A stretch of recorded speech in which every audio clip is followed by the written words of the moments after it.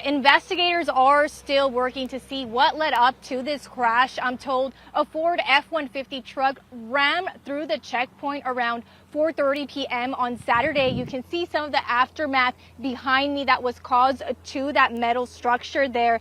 The two Border Patrol agents were inside the booth at the time. You can see one of the center poles from the structure was lifted off the ground and somehow made it inside the checkpoint booth. The metal pole broke right through the booth's window. Now, Arizona DPS says the driver of the truck was speeding, crashing into a car before hitting the checkpoint's barriers where Border Patrol agents were. The truck also hit a third car, turning it on its side. Now, DPS, they don't believe the driver was intoxicated. They are trying to figure out why the driver of the truck rammed through the checkpoint and lost control of the car.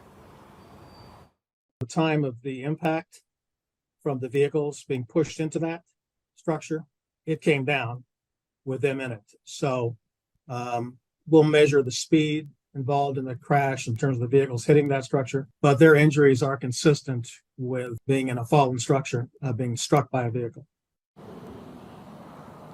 Now, of the 8 people hurt, 3 are still in critical condition. 1 is the driver that was ejected from the truck and the 2 Border Patrol agents. Now, this incident is one that really shocked the community, including the mayor, who's asking everyone to keep the victims in their prayers. Yuma is so great about our law enforcement and their support for law enforcement that immediately people were posting support and prayer. And right now there really isn't anything to do except to be there for anyone you know who's in law enforcement to make sure that they know that we support them. We're still working to find out what led up to the crash, but we'll keep you updated once we learn those details. Okay, we can see clearly it's cordoned off. Any word when that checkpoint should be reopened?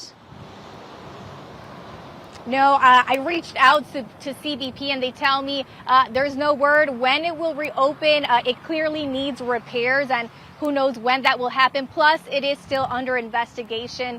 Once that investigation is completed, there might be changes that might need to be made to the checkpoint. But of course, we'll keep you updated as drivers continue driving through Interstate 8. We've had some drivers come through here even though it's closed, so drivers should keep that in mind. But of course, we'll keep you updated as we learn those details.